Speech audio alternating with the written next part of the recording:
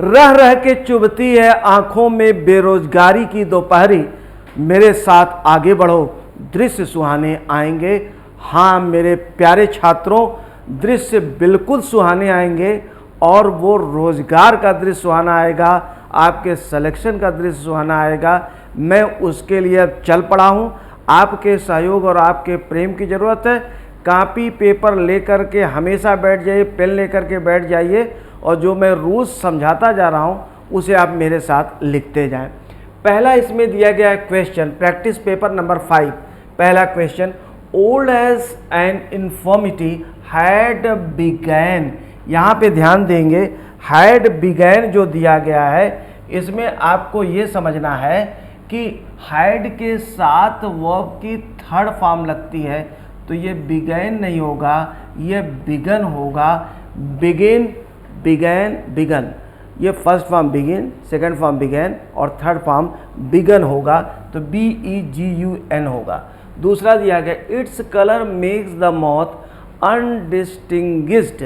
ध्यान दीजिएगा, अनडिस्टिंग्विश्ड का मतलब होता है कि यहाँ पर जो भाव आपका दिया गया छिपा हुआ, अनडिस्टिंग्विशेबल होगा यहाँ पर कि छिपने योग्य। जो कलर होता है मौत का, मौत एक कीट होता है, उसका जो कलर होता है उसकी वजह से वह अपने दुश्मनों से क्या है, छिप जाता है, बच जाता है, तो वे छिपने योग्य होगा, अनडिस्टिंग्विश्ड नहीं होगा, अनडिस्टिंग्विशेबल हो जाएगा।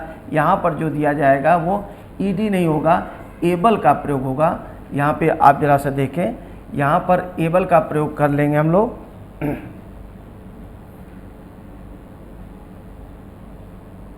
चलिए अगला क्वेश्चन जो दिया गया है उसमें हम लोग देखेंगे अनडिस्टिंग्विशेबल। जैसे मान लीजिए अगर हम बोलते हैं English is a readable subject, पढ़ने योग्य सब्जेक्ट है।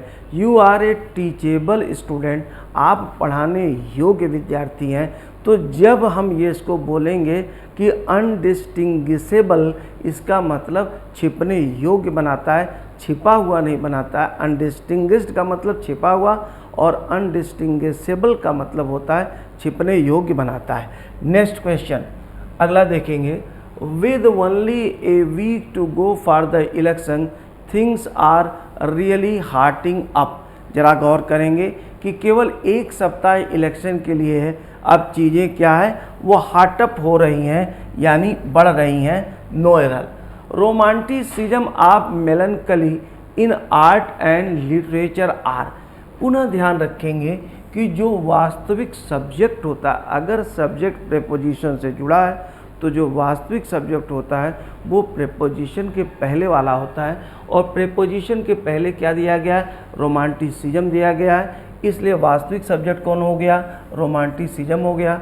अगर वास्तविक सब्जेक्ट रोमांटिसिज्म हो गया तो यहाँ पे आर का प्रयोग नहीं होगा, यहाँ पे किसका प्रयोग होगा, इसका प्रयोग होगा। नेक्स्ट क्वेश्चन की तरफ बढ़ते हैं।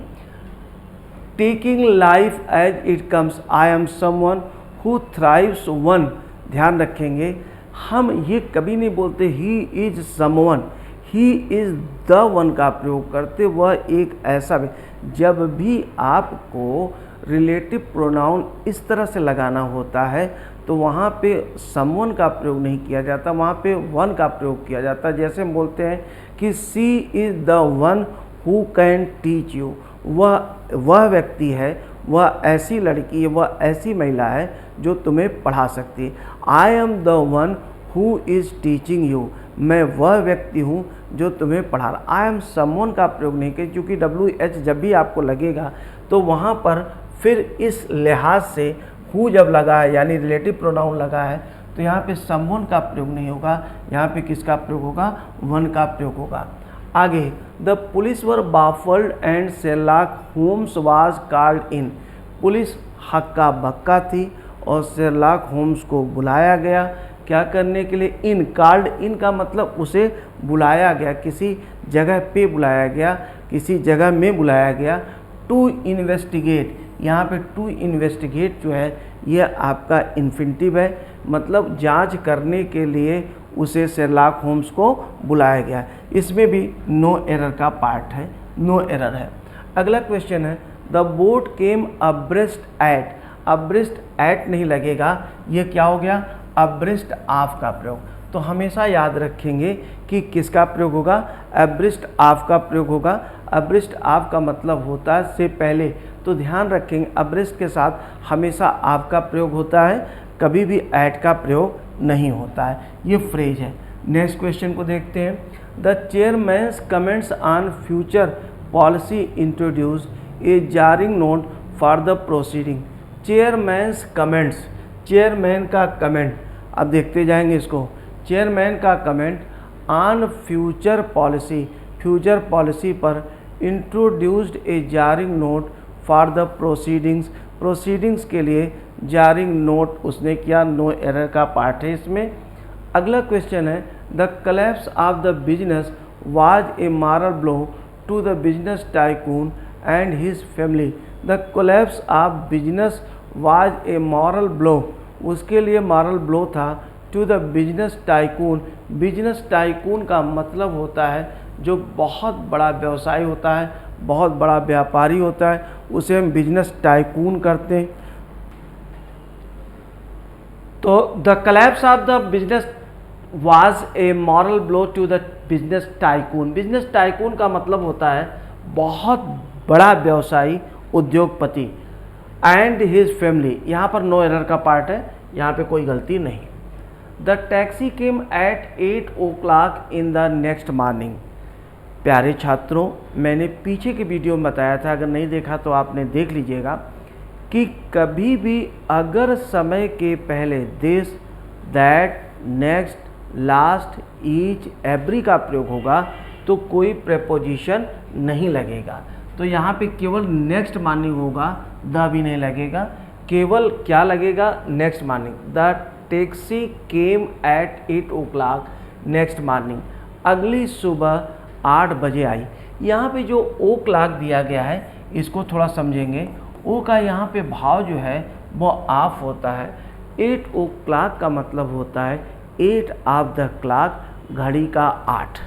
नेक्स्ट क्वेश्चन पे आते हैं और ये दिया गया, the main determination of economic success is our ability to control inflation. यहाँ पे देखिए वर्ड की गलती है। वर्ड्स आपको कुछ वर्ड्स मैं आगे सिखाऊंगा जिसमें कन्फ्यूजन होता है। तो यहाँ पर देखेंगे डिटर्मिनेशन का मतलब जो होता है डिटरमाइन करना। डिटर्मिनेशन का मतलब इच्छा शक्ति। जैसे हम कहते हैं कि you must have firm determination to do my class regularly, to work hard on your examination, right, on your paper. तो यहाँ पर जब हम लोग बोलेंगे तो डिटर्मिनेशन नहीं है, ये डिटर्मिनेंट होगा। डिटर्मिनेशन का मतलब संकल्प होता है और डिटर्मिनेंट का मतलब होता है, ये देखिए डिटर्मिनेंट है, इसका मतलब होता है निर्धारक। तो इसका भाव क्या होता है, आर्थिक सफलता का जो मुख्य निर्धारक है वो हमारी योग्यता कि कैसे हम इन्फ्लेशन को, मुद्रास्फीति को कैसे हम नियंत्रित करते हैं, वह हमारी योग्यता ही इसका आर्थिक सफलता का निर्धारक है। ठीक है, निर्धारक है। जैसे हम ये बोलते हैं कि परीक्षा में सफल होना ही आपके परिश्रम का निर्धारक है, तो उसको हम डिटर्मिनेंट कहते हैं। डिटर्मिनेशन का मतलब संकल्प होता है, इच्छा शक्ति होती है, इसको हम डिटर्मिनेशन कहते हैं। Because of extenuating circumstances the court acquitted him from. गौर करेंगे, अक्विट के साथ प्रेपोजिशन जो होता है वो फ्रॉम नहीं लगता है बल्कि ऑफ होता है। ऑफ का मतलब होता है कि किसी, ध्यान रखिएगा, अक्विट ऑफ का मतलब होता है दोष मुक्त कर देना, रिहा कर देना। तो बिकॉज ऑफ का मतलब के कारण, एक्सटेन्युएटिंग सर्कमस्टांसेस जो हल्की स्थितियां होती हैं, सर्कमस्टांसेस का मतलब परिस्थितियां, उसे हम कहते हैं extenuating circumstances. Court acquitted him of the, court acquitted him of the crime. Court ने उसे क्राइम से क्या कर दिया, दोष मुक्त कर दिया, भैया जाओ, तुम गलती तुम्हारी नहीं है। In consideration far, in consideration फार नहीं होता है, ये जो हमारा फ्रेज है वह इन कंसिडरेशन ऑफ होता है, फार का प्रयोग नहीं होता है। Next question, no sooner had he arrived, बहुत पूछा गया, भर भर के पूछा गया, धुआंधार पूछा गया। नो सूनर देखते ही याद करिएगा, देन की गलती होगी, या नो सूनर अगर शुरुआत में आया, हार्डली शुरुआत में आया है, स्केसली, बेयरली, रेयरली, तो इसके बाद हेल्पिंग वर्ब सब्जेक्ट के पहले आएगा। इन्वर्जन का रूल फार्मूला इसमें फॉलो होगा। नो सूनर आपने देखा, हैड तो दे दिया गया, लेकिन यहाँ पे देन दे दिया गया। याद रखेंगे नो सूनर का पार्टनर कौन है, देन है। Next question, I have not been to New York before and neither my sister. अच्छा, इसका एक ट्रांसलेशन है। अगर मैं ये कहूँ कि मैं भी पढ़ता हूँ और आप भी पढ़ते हैं, यहाँ पे देखिएगा ये भी पूछा जाता है, खूब पूछा जाता है। मैं भी पढ़ता हूँ और आप भी पढ़ते हैं, और आप भी पढ़ते हैं, आप भी पढ़ते हैं, ये दिया गया है, आप भी पढ़ते हैं। अब इसमें इसको कई तरह से बना सकते हैं, लेकिन एक जो प्रमुख तरीका है जो आपके स्पॉटिंग द एरर में पूछा जाता है वो इस तरह से है, आई रीड, आप इसको आई रीड लिखेंगे, एंड सो, सॉरी अब मैं भी पढ़ता हूँ और आप, हाँ, एंड सो। अब जब सो आप लिखेंगे, यहाँ पुनः इन्वर्जन का फार्मूला लगेगा, सब्जेक्ट के पहले हेल्पिंग वर्ब लगेगी। सो डू यू पूछा जाता है, इसमें लोग गलती करते हैं। अब अगर हम ये कहें मैं भी नहीं पढ़ता हूँ और आप भी नहीं, दोनों जगह नहीं अगर मान लीजिए आ जाता है, मैं भी नहीं पढ़ता हूँ और आप भी नहीं पढ़ते हैं, तो यहाँ पे जब हम बनाएंगे I do not read, I do not read, and ध्यान दीजिएगा you do not read either, you do not read either, either ऐसे बनाएंगे। आप चाहें तो आइदर हो गया, आप चाहें तो इसको ऐसे भी लिख सकते हैं कि I do not read, I do not read and neither, ये एंड यहाँ पे दे दिया है कि ब्रैकेट में लिख लीजिएगा, नाइदर नार डू यू, जो अभी आपके एग्जामिनेशन जो क्वेश्चन में पूछा गया है। तो नाइदर और नार इस तरह से लगा कर कि इसका हिंदी भाव ये होता है जो मैंने आपको बताया। जैसे अगर मैं कहूँ मैं भी परिश्रमी हूँ और आप भी, I am laborious and so are you, या मैं भी परिश्रमी हूँ, वो भी परिश्रमी है, I am laborious and so is he. अब इसको हम बोले मैं भी परिश्रमी नहीं हूँ और वह भी परिश्रमी नहीं है, तो आई एम नॉट लेबोरियस। अब आगे ध्यान दीजिएगा, and he is not laborious either भी कर सकते हैं या लेबोरियस के भी ना कर सकते हैं, and he is not either, या हम इसको कर सकते हैं आई एम नॉट लेबोरियस। अब ध्यान दीजिएगा, अब नाइदर और नार में से कोई एक लिखेंगे, ठीक है। एंड कभी कभी आपको दिखाई पड़ेगा, कभी कभी नहीं भी दिखाई पड़ेगा। नाइदर इज ही या नार इज ही जो आपको यहाँ पर मिला हुआ है। क्या दिया गया है, गौर करिएगा, इसमें दिया गया है, ध्यान देंगे क्या दिया गया था, गौर करेंगे। I have not been to New York before, मैं पहले न्यूयॉर्क नहीं गया था। एंड नाइदर माई सिस्टर, तो यहाँ पे क्या हो गया, and neither has my sister, चूँकि यहाँ पे सहायक क्रिया क्या है, हैव दी गई है, तो जो सहायक क्रिया या जो टेंस पहले वाले में दिया जाएगा, इस तरह के स्ट्रक्चर में दूसरे वाले में भी वही दिया जाएगा। And neither has my sister या एंड नार हैज़ माई सिस्टर का प्रयोग करेंगे। या हम क्या कर सकते हैं, एंड जो मैंने आपको बताया क्या बनाया, एंड माई नाइदर के बजाय हम क्या करेंगे, एंड माई सिस्टर। ध्यान दीजिएगा, जैसे मैंने क्या बताया, वह भी नहीं पढ़ता, मैं भी नहीं पढ़ता हूँ। He does not read and I do not either, and तब वही चीज़ होगा, my sister has not either का प्रयोग कर लीजिए। जो भी आपको समझ में इसमें आता, क्वेश्चन जिस तरह से आता है उस तरह से हमको इसका प्रयोग करना है। अगला क्वेश्चन देखेंगे, the watch is valuable present from my uncle and it casted him. याद करेंगे, कास्ट वाला CAST और COST बहुत पूछा गया है। CAST या CAST के पहले कुछ लग गया है, इन दोनों की तीनों फॉर्म सेम होती है। जैसे CAST कास्ट का मतलब फेंकना होता है। अब देखिएगा कास्ट के पहले अगर कुछ और भी लग जाए, फोरकास्ट, ध्यान दीजिएगा, फोरकास्ट, टेलीकास्ट, ब्रॉडकास्ट, तब भी क्या होगा, कास्ट ही होगा। तो इस पे कई क्वेश्चन बने हुए हैं। जैसे बोलते हैं the news was telecasted, the news was telecasted, the news was broadcasted, ऐसा प्रयोग नहीं होगा। ठीक है, अगर वो टीवी पर दिखाया जाता है तो टेलीकास्ट हो गया, अगर रेडियो पे सुनाया जाता है तो ब्रॉडकास्ट होगा। इसका विशेष ध्यान रखेंगे। तो कास्टेड शब्द यहाँ पे गलत है, यहाँ पे कास्ट हो जाएगा। नेक्स्ट क्वेश्चन पे आएँ, क्वेश्चन को देख लें।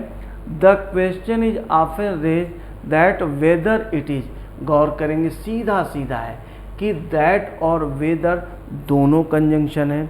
एक ही चीज़ के लिए दो कंजंक्शन का प्रयोग नहीं होगा। चूँकि वेदर आपने लगा दिया है इसलिए अब यहाँ पे दैट का प्रयोग नहीं होगा।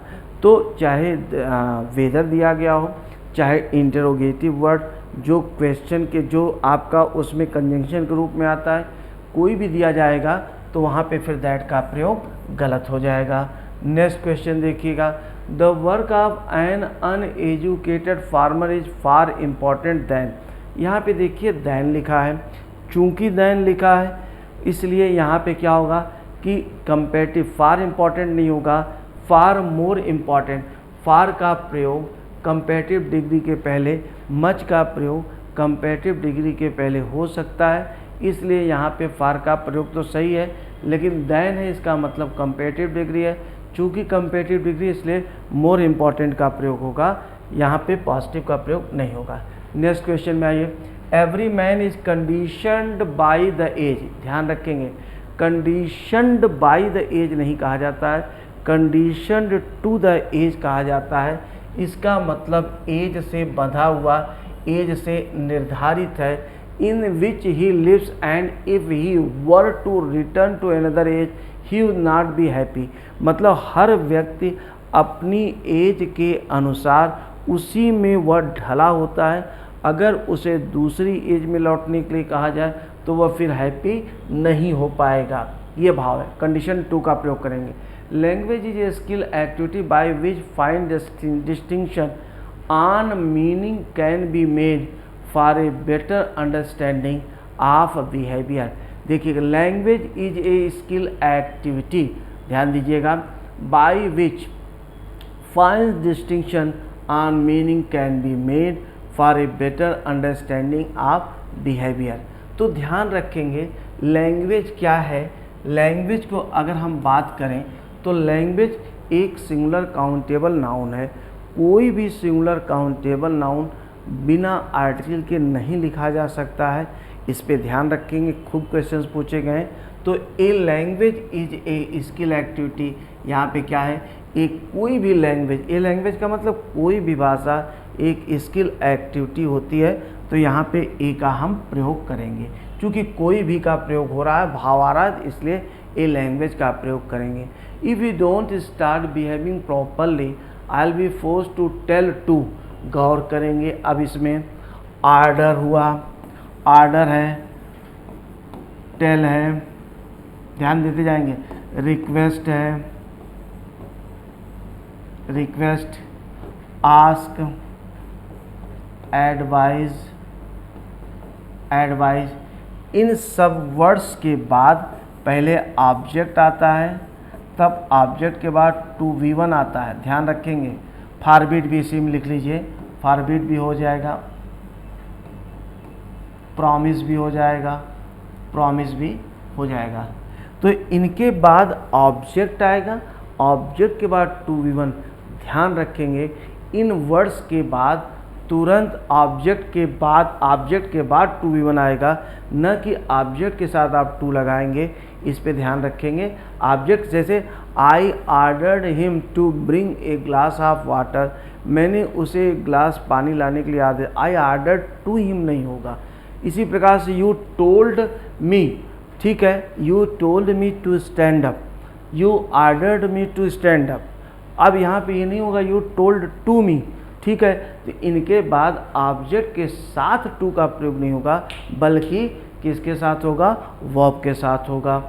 अगला क्वेश्चन देखें, the reason why the plane crashed as soon as it took off, कारण क्यों प्लेन क्रैश हुआ जैसे ही यह उड़ान भरा। इज, गौर करेंगे, is the failure of one of the engines, गौर करेंगे इसमें, चूँकि भूतकाल में क्या हुआ, प्लेन क्रैश हुआ, भूतकाल में ही उसने उड़ान भरी, तो यह जो होगा भूतकाल में इंजन कब फेल हुआ, इंजन का फेलर कब था, भूतकाल का था। याद रखेंगे, दो या दो से अधिक कार्य जब एक सीक्वेंस में होते हैं, एक समय पर होते हैं, एक क्रम में होते हैं, तो सबका टेंस एक समान होता है। तो इंजन, प्लेन ने क्या है, भूतकाल में उड़ान भरी, प्लेन क्या हुआ, भूतकाल में क्रैश हुआ, तो फिर इंजन में खराबी वर्तमान में कैसे आएगी। इसका मतलब यहाँ पे क्या होगा, इज नहीं होगा बल्कि वाज होगा। अगला क्वेश्चन देखें, he went in the room, opened a box and टूक आउट ए गन। गौर करेंगे, अगर बाहर से भीतर की तरफ गति होगी तो वहाँ पे हम इन का प्रयोग नहीं करते हैं, वहाँ पे हम किसका प्रयोग करते हैं, इनटू का प्रयोग करें। He went into the room, opened a box and टूक आउट ए गन, इस तरह से हम इसका प्रयोग करेंगे। नेक्स्ट क्वेश्चन पे आ जाएंगे। अगला क्या दिया, thousands of people far and near, ये फार एक्चुअली FAR है, ठीक है। Started gathering outside the auditorium, सीधा यहाँ पे क्वेश्चन है, दूर दूर से लोग, तो यहाँ पे जब दूर दूर से लोग बोला जाता है तो actually from far and near ऐसा बोला जाता है, फ्रॉम फार एंड नियर माने दूर दूर से लोग। यहाँ पे FOR नहीं था, ये टाइपिंग मिस्टेक हो गई, FAR है। Next question, nobody in their sense, पुनः ध्यान दीजिए, पीछे के वीडियोज में देखिएगा, सारे क्वेश्चंस कहीं न कहीं UPSC बेस्ड है, SSC बेस्ड है, मज़ा आ जाएगा आपको। समवन, समबडी याद करिएगा, पीछे के वीडियोज में देखिएगा, कई बार मैंने उसको बताया है। इनके साथ क्या होता है, हमेशा ही फैमिली का ही, परिवार का प्रयोग होता है, तो नोबडी इन देयर सेंस नहीं होगा, नोबडी इन हिज सेंस। प्यारे छात्रों, कस के पढ़िए, लग करके पढ़ाऊँगा, यकीन मानिए जो शेर अभी मैंने बोला है कि आप मेरे साथ चलते रहिए और निश्चित तौर पर रोजगार का ये सुहाने दृश्य आएंगे, सुहाना सफ़र हम लोगों को आगे मिलेगा, भले आज बेरोजगारी की निर्जन दोपहरी है। बहुत बहुत धन्यवाद।